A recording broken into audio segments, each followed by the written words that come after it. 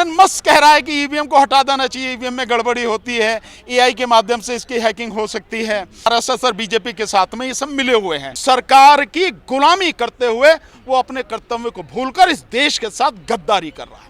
ये है इस देश का चुनाव आयोग। 60% पोल हुआ तो 66% पे कैसे पहुंच गया? 6% वोट कैसे बढ़ गई? 140 लोकसभा सीटों पर जितनी वोटें पड़ी थी उनसे ज्यादा वोटें निकली हैं।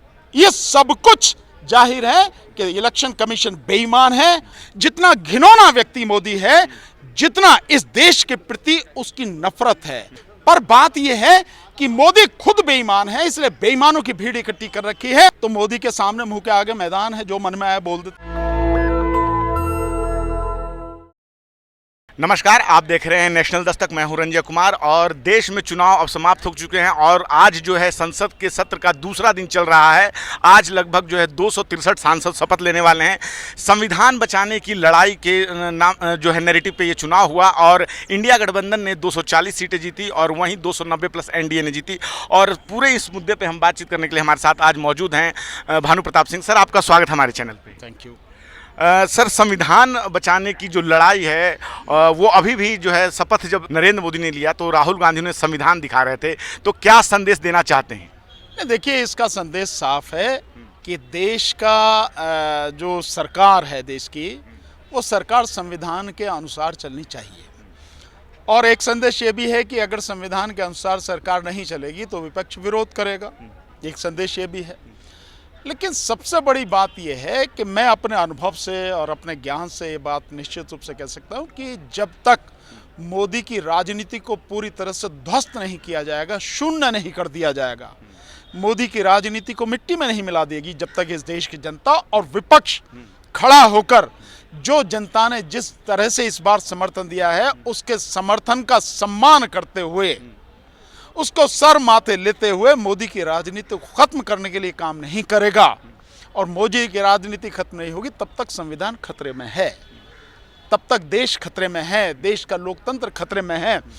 और इसका एक चिन्ह आप इससे लगा सकते हैं, इससे अंदाजा लगा सकते हैं कि एक तरफ वो व्यक्ति 16 जून को जिस समय एनडीए के लोगों की मीटिंग हो रही थी संसद भवन के हॉल में, उस समय संविधान को माथे से लगा रहा था, लेकिन उन्हीं संविधान निर्माता की जो प्रतिमा संसद भवन में लगी, संसद परिसर में लगी थी, उसी प्रतिमा को 3 तारीख को, यानी कि जिस दिन 4 तारीख को गिनती होनी है वोटों की, रिजल्ट आना है, ठीक उससे एक दिन पहले हटा दिया गया।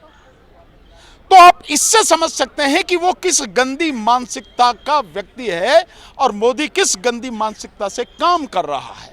भाई, आपको संसद में प्रतिमा लगी थी, हटाने से क्या है? अगर आप उसे बनाना चाह रहे हैं, उसे आप म्यूजियम बनाना चाह रहे हैं, तो वो प्रतिमा महात्मा गांधी की प्रतिमा, शिवाजी महाराज की प्रतिमा, ये जहां लगी थी लगे रहने तो म्यूजियम में बनी रहती, कोई दिक्कत नहीं है।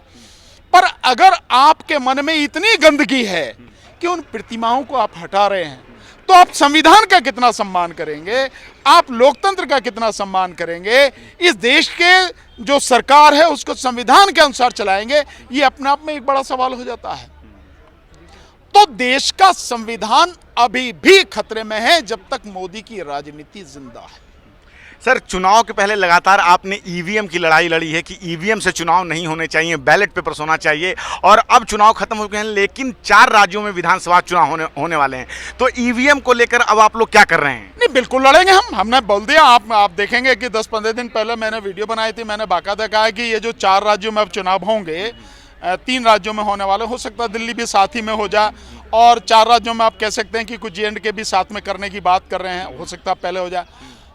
हरियाणा, महाराष्ट्र, झारखंड, और उसके बाद में इस साल के अंत में या यूँ कहो कि 2025 के शुरू में जो दिल्ली में चुनाव होगा, निश्चित रूप से मैं इस बात को मानता हूं और मेरी बात गलत नहीं है। हमारे तमाम साथी जो ईवीएम की लड़ाई लड़ते हैं उनकी कोई भी बात गलत नहीं है, और अब तो सबके सामने आ रहा है। अभी आप देखेंगे रविंद्र वायकर जो वहाँ से नॉर्थ वेस्ट मुंबई से जीते हैं 48 वोटों से, उससे सामने आ रहा है, सब लोग कह रहे हैं। एलन मस्क कह रहा है कि ईवीएम को हटा देना चाहिए, ईवीएम में गड़बड़ी होती है, एआई के माध्यम से इसकी हैकिंग हो सकती है। और उसके ऊपर राहुल गांधी कमेंट कर रहे हैं कि ईवीएम ब्लैक बॉक्स है। भाई जब आप ये सब कर रहे हो, ये सब जानते हो, और हम इतने दिन से आपको कह रहे हैं, तो आप ईवीएम को हटाने के लिए सड़क पर क्यों नहीं लड़ते हो? खैर हम नहीं जानते कि वो लड़ेंगे नहीं लड़ेंगे। बहरहाल हम इन जो 3-4 राज्यों में चुनाव होने हैं, इनमें ईवीएम का प्रयोग न हो, उसके लिए हम संघर्ष करेंगे। नहीं जानते परिणाम क्या होगा, हम संघर्ष जरूर करेंगे।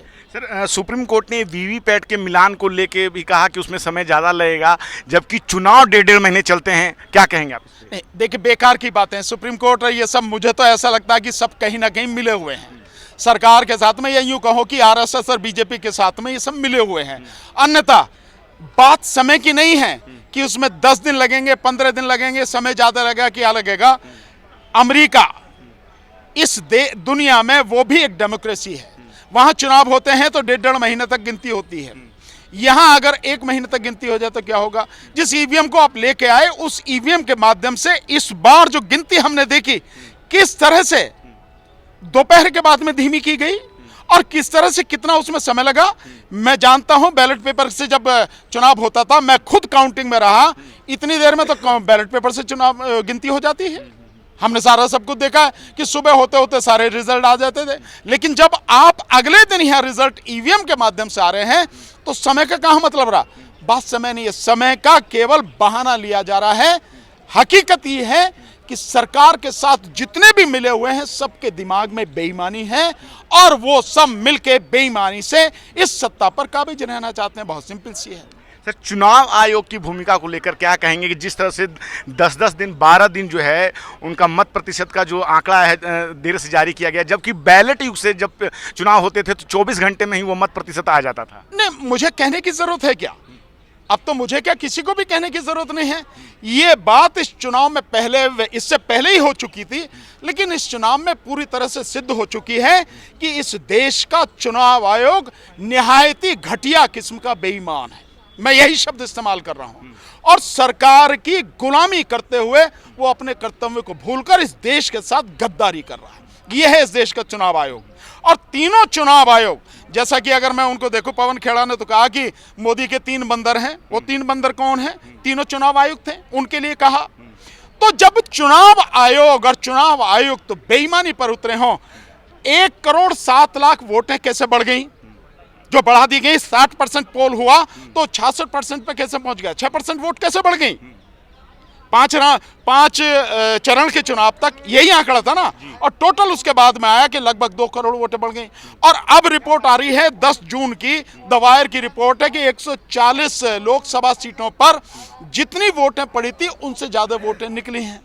और देख रहे हैं आप दूसरा, अभी जो वहां का मैंने नॉर्थ वेस्ट मुंबई का जो मैंने जिक्र किया, जहां शिंदे गुट के जो हैं वो रविंद्र वायकर जो 48 वोटों से जीते, उसका साला है, उसके साले के फोन से ओटीपी उसमें आ रहा है, और उससे जो है मशीन खोली जा रही है। कैसे आ रहा है भाई? ओटीपी अगर आना चाहिए तो उसके उसमें आना चाहिए ना, जो रिटर्निंग ऑफिसर है। लेकिन जो कैंडिडेट है, उस कैंडिडेट के साले के मोबाइल में ओटीपी आ रहा है, उससे मशीन खोली जा रही है, देन गिनती हो रही है, और फिर 48 वोटों से उसे जीता हुआ डिक्लेयर कर रहे हैं। इससे ज्यादा बेईमानी और क्या होगी? ये सब कुछ जाहिर है कि इलेक्शन कमीशन बेईमान है, और मैं समझता हूं विपक्ष को और इस देश के लोगों को सबसे ज्यादा इलेक्शन कमीशन का घेराव करना चाहिए और नंगा करना चाहिए ऐसे इलेक्शन कमिश्नर्स को, ऐसे इलेक्शन कमीशन को। सर, सुप्रीम कोर्ट ने हमेशा ईवीएम को लेकर आप लोगों की याचिकाएं खारिज की, या और भी जितने भी एडीआर ने भी जो याचिका दाखिल की तो खारिज की, और बोला कि ईवीएम से ही चुनाव होंगे। ऐसे में जब अभी और चुनाव होने, तो ऐसे में जब सुप्रीम कोर्ट आप लोगों की बात नहीं सुन रहा, ऐसे में क्या कहेंगे आप? सुप्रीम कोर्ट क्या सबसे ऊपर है क्या? जनता से ऊपर कोई कोर्ट नहीं है, कोई भी नहीं है। इस देश की जनता सुप्रीम है, सुप्रीम कोर्ट भी सुप्रीम नहीं है जनता से। तो इस देश की जनता तय करे कि उसे करना क्या है। और मैं पहले भी ये बात कह चुका हूं, जब तक इस देश की जनता सड़क पर नहीं उतरेगी, तब तक ये जो ईवीएम से बेईमानी हो रही है, ये जो गंदगी फैलाई जा रही है, जो गड़बड़ी हो रही है, और ये कोर्ट और ये इलेक्शन कमीशन और ये सरकार जो मिले हुए हैं, ये ठीक नहीं होगा। इसलिए इस देश की जनता को सड़क पर उतरना पड़ेगा, तभी होगा। और दूसरी बात आपको मैं बता देना चाहता हूं, लोगों को शायद इस तरह की गलतफहमी है, पर मैंने आज तक सुप्रीम कोर्ट में किसी तरह की कोई याचिका ईवीएम को लेकर नहीं डाली है। मैं जानता हूं कि सुप्रीम कोर्ट से कुछ मिलना नहीं है। अब चाहे एडीआर डालें या कोई भी डालता रहे, वो डाल रहे हैं और वो अपनी तरफ से लीगली काम कर रहे हैं, सब बढ़िया काम कर रहे हैं, प्रयास कर रहे हैं, सब कुछ बता रहे हैं, बावजूद उसके कोर्ट की समझ में नहीं आ रही है, कोर्ट समझना नहीं चाह रही है। कोर्ट भी मिली हुई है सरकार इलेक्शन कमीशन के साथ में, यही कुछ ना कुछ है। इसलिए मेरा कोर्ट में कोई विश्वास नहीं है कि मैं ईवीएम को लेकर कोर्ट में जाऊं। मेरा तो सिंपल सा है, देश की जनता, उसमें मेरा विश्वास है। और इस बार देश की जनता ने यह दिखा दिया कि वो अपने हक के लिए लड़ना जानती है। और जिस तरह से चुनावों में उसने जबरदस्त तरीके से किसी पार्टी वार्टी को साइड में करके अपने मन से जिसको वो देना है और मोदी सरकार को हटाना है और मोदी को उसकी औकात दिखाने का उन्होंने प्रयास किया, तो जनता ही सर्वोपरि है। मेरा विश्वास सिर्फ जनता में है और मैं जानता हूं जिस दिन देश की जनता खड़ी हो जाएगी, मोदी आराम से देश छोड़ के भाग जाएगा। सर, संसद का सत्र चल रहा है और कुछ नवनिर्वाचित सांसद जो हैं वो संविधान की शपथ ले रहे हैं। हालांकि बहुत सारे सांसद जो हैं वो ईश्वर की ही शपथ लेते हैं, लेकिन अब कुछ सांसद संविधान की शपथ ले रहे हैं। क्या कहना चाहेंगे? नहीं, अच्छी बात है। वैसे तो उसमें शब्द जो है ईश्वर या सत्यनिष्ठा से प्रतिज्ञा करता हूँ, शब्द यह है सत्यनिष्ठा। मैं समझता हूँ सबसे बेहतर शब्द यही है कि मैं सत्यनिष्ठा से प्रतिज्ञा करता हूँ। ये ले, संविधान की शपथ ले रहे हैं, इससे बढ़िया कौन सी बात है। तो जो लोग संविधान की शपथ ले रहे हैं, ये तो उम्मीद की जा सकती है कि वो लोग संविधान के अनुसार काम करेंगे, संविधान को बचाने के लिए काम करेंगे। सरकार अगर संविधान विरोधी काम करती है तो सरकार को वो काम नहीं करने देंगे, ये काम करेंगे, अच्छी बात है। सर, एक आखिरी सवाल, कल प्रधानमंत्री मोदी ने कहा है कि सरकार चलाने के लिए बहुमत जरूरी है और जो है देश चलाने के लिए सहमति की जरूरी है। इस टिप्पणी पे आप उनका क्या कहना चाहेंगे? मोदी की औकात आ गई ना सामने, इसलिए कह रहा सहमति की जरूरत है। अब से पहले सहमति से ही चला रहा था क्या वो? मैं अब से पहले कैसे चला था, गुंडागर्दी कर रहा था, जो मन में आया वो किया। और गुंडागर्दी का ये उदाहरण है कि बाबा साहब डॉक्टर अंबेडकर की प्रतिमा 3 तारीख को हटा दी गई, 3 जून को। अगर सहमति से बात थी तो किसी से पूछा कि इस प्रतिमा को हटाऊं मैं नहीं हटाऊं। महात्मा गांधी जी की प्रतिमा हटाई, पूछा किसी से मैं हटाऊं नहीं हटाऊं। महात्मा गांधी को राष्ट्रपिता कहते हैं, तूने राष्ट्रपिता की प्रतिमा हटा दी, काहे के लिए? 3 तारीख को, 4 तारीख का इंतजार तो करता। लगता है सर इस तरह की भाषा कभी संविधान में आएगा? देखिए, मोदी कहने में मोटे मोटे अच्छे अच्छे बड़े बड़े शब्द बोलता, लेकिन जितनी गंदी नीयत मोदी की है, जितना घिनौना व्यक्ति मोदी है, जितना इस देश के प्रति उसकी नफरत है, देश के जो लोग हैं, बहुजन लोग हैं, गरीब लोग हैं, उनके प्रति जितनी घृणा उसमें मोदी में है, इतनी किसी में नहीं है। जितना झूठा, जितना बेईमान, जितना बड़ा भ्रष्ट मोदी है, इस धरती पर कोई नहीं है। उनकी भाषा में जो ये परिवर्तन है सर, सहमति से सरकार चलती है, जबकि हम देख चुके हैं किसान कानून या और जो है आपको सीआरपीसी कानून, जब 143 सांसदों को निलंबित कर दिया गया था, तो अब वो सहमति की बात कर रहे हैं। क्या कहना चाहेंगे? नहीं, वो सहमति की बात इसलिए कर रहा है ना कि उसे उसकी औकात याद दिला दी ना जनता ने। भाई, अब अगर वो जो गुंडागर्दी कर रहा था अब से पहले 10 साल तक, वो गुंडागर्दी अब नहीं कर सकेगा। वो अपनी मर्जी से जो चाहता था कर लेता था, मोदी अब नहीं कर सकेगा। इसलिए, और सरकार में बने रहने के लिए, सत्ता में बने रहने के लिए, तो अब तो सहमति की बात करेगा वो। अब तो कहेगा कि हाँ, मैं तो जैसा आप कहोगे उसके हिसाब से सहमति। अबे अगर सहमति वाली बात है तो अभी जो है कल होने वाला है चुनाव, संसद में जो है लोकसभा अध्यक्ष का चुनाव होने वाला है। अभी मैं सुन रहा था, राहुल गांधी को सुन रहा था, राहुल गांधी से मीडिया वालों ने पूछा कि भाई इसके ऊपर क्या चर्चा हुई है, तो उन्होंने बताया कि वहां से फोन आया भाई कि उन्होंने कहा राजनाथ जी ने कि भाई जो इसका लोकसभा का अध्यक्ष है वो सहमति से बना लिया जाए, सर्वसम्मति से। तो राहुल गांधी जी ने कहा कि ठीक है, हमें कोई दिक्कत नहीं है, लेकिन फिर परंपराओं को निर्वाह किया जाए, तो जो वो जो है डिप्टी स्पीकर है वो विपक्ष को दे दिया जाए, उसका बनाया जाए। तो उसके बाद में कहा कि ठीक है, हम खड़गे साहब को फोन करेंगे। तो जब तक ये रिपोर्ट आई तब तक तो फोन नहीं किया। राहुल गांधी जी का यही बयान था, फोन नहीं। तो सहमति किस बात की है? सहमति यह है कि तलवे चाट के भी अगर मेरा वर्चस्व बना रहता है, मेरा स्पीकर बन जाता तो मैं बनवा लूंगा, लेकिन विपक्ष को डिप्टी स्पीकर नहीं दूंगा। तो काय बात की सहमति है? सहमति वहमति कुछ नहीं है। मैंने बताया कि वो सिर्फ सत्ता के लिए जीता है, सत्ता के लिए मरता है, सत्ता उसके हाथ में किसी भी तरह से ये न प्रकार बनी रहे, इसी के लिए काम करता है। सर, जिस तरह से रातों रात मूर्तियां हटा दी गई है, अब आप लोगों की आगे क्या योजना है अगर वो मूर्तियां वहां स्थापित नहीं? आज आप देख रहे हैं, ये एक शुरुआत है।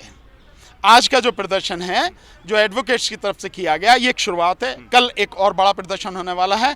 ये अब प्रदर्शन पूरे देश में होंगे और मोदी को जिस तरह से उसने हटाया है, वो प्रतिमा वहीं पर, बाबा साहब की प्रतिमा, महात्मा गांधी की प्रतिमा, शिवाजी महाराज की प्रतिमा, जहां जहां से हटाई गई हैं, वही स्थापित करनी पड़ेंगी मोदी को, नहीं तो अब इस देश में सत्ता हम चलने नहीं देंगे। आंदोलन पूरे देश में होगा। ये केवल एक शुरुआत है आज जो देख रहे हैं। सर आप हमसे काउंटिंग के दिन ही नीट जैसे पेपर का रिजल्ट आना और उसमें बड़े धांधली मिलना, क्या कहेंगे? नहीं, मोदी है तो सब कुछ मुमकिन है भाई। उसकी रग रग में बेईमानी बहती है। वो आदमी जिसको उसका नेट का चेयरमैन बना रखा, कौन है वो? आप थोड़ा सा पीछे जाइए। जिस समय मध्य प्रदेश में व्यापम घोटाला हुआ था, वो चेयरमैन था मध्य प्रदेश सर्विस कमीशन का, वो प्रदीप जोशी, वो जो है। तो जो देखिए, बेईमान आदमी बेईमान को ही लगाएगा और बेईमान को रखा हुआ है। और इसमें छोटी मोटी बात नहीं है। जो चीजें सामने आ रही हैं कि हजारों करोड़ रुपए का घोटाला है भाई। 20 लाख से लेके और 50 लाख तक उन बच्चों से लिए गए हैं, जिनमें वो 67 बच्चे हैं। वो 67 बच्चे कैसे, मतलब उनके 720 नंबर आ रहे हैं। और 1563 बच्चे जो हैं नीट में, उन 1563 बच्चों को आपने ग्रेस दे दिया। किस आधार पे दे दिया? कौन सा नियम है? कौन सा कानून है? कौन सी कमेटी बनी? किस आधार पे दिया आपने? पर बात यह है कि मोदी खुद बेईमान है, इसलिए बेईमानों की भीड़ इकट्ठी कर रखी है। और ये सारे बेईमान इस देश के भविष्य के साथ में खिलवाड़ कर रहे हैं। इन सबको सबक सिखाना जरूरी है, इसलिए ये सारी चीजें हुई हैं। सर, इस सरकार में 100 दिन की बात कही गई थी कि 100 दिन का एजेंडा लेके आए, लेकिन अभी 14 दिन होने वाले हैं। और जिस तरह से कश्मीर में लगातार आतंकवादी घटनाएं हुई, नीट का पेपर लीक हुआ और महंगाई भी लगातार, टोल टैक्स और दूध के दाम बढ़ गए, तो क्या कहना चाहेंगे इस जो 2 हफ्ते का भी जो देखिए, मेरे से एक साथी हैं बहुत बढ़िया, कहते हैं कि मुंह के आगे मैदान है, जो मन में आओ बोल दो, कुछ रोकने वाला तो है ही नहीं। तो मोदी के सामने मुंह के आगे मैदान है, जो मन में आया बोल देता, जो अगर उसे करना है, वाकई में उसे करना है, तो सबसे पहले उसे मणिपुर की समस्या का समाधान करना चाहिए, जिसकी तरफ आरएसएस चीफ मोहन भागवत ने भी इशारा किया है नहीं है? उसी से उसकी पहचान होगी, उसी से पता लगेगा कि वाकई में देश की समस्याओं का समाधान करना चाहता है या नहीं। और 370 तुमने हटा दी, उसके बाद में इतनी जबरदस्त आतंकवादी गतिविधियां हो रही हैं, तो 370 का क्या हुआ? क्या मतलब था? और औकात तुम्हारी इतनी कि वहां तुम चुनाव भी नहीं लड़े, कश्मीर में चुनाव नहीं लड़े, सीटों से भाग गए तुम। सो मोदी की औकात दुनिया के सामने आ रही है। मोदी कहता कुछ है, करता कुछ है, सोचता कुछ है। उसकी बात का कोई किसी को भी सीरियसली लेना नहीं चाहिए। चलिए सर, हमसे बात करने में शुक्रिया सर। Thank you. तो अभी अभी आपने सुना भानु प्रताप सिंह को, जिन्होंने अपनी बात रखी कि किस तरह से ये सरकार जो है संसद के परिसर से मूर्ति जो बाबा साहब की हटा दी है, और नीट का पेपर जो लीक हुआ है, और साथ ही साथ जो ईवीएम को लेकर इनकी लड़ाई चलती रहेगी। लगातार इन्होंने ये बात कही है। क्या है आपकी राय इस पूरे बातचीत पे? आप अपनी राय हमें ज़रूर बताएं। मैं रंजय कुमार, कैमरामैन आशीष के साथ, नेशनल दस्तक। धन्यवाद। नेशनल दस्तक की आपसे गुजारिश है कि अगर इसको बचाना चाहते हैं तो नेशनल दस्तक को सब्सक्राइब करने के लिए रेड कलर के सब्सक्राइब बटन को दबाएं, फिर बेल आइकन की घंटी दबाएं। नेशनल दस्तक को बचाने के लिए बहुत जरूरी है कि हर खबर को शेयर करें, लाइक करें, कमेंट जरूर करें।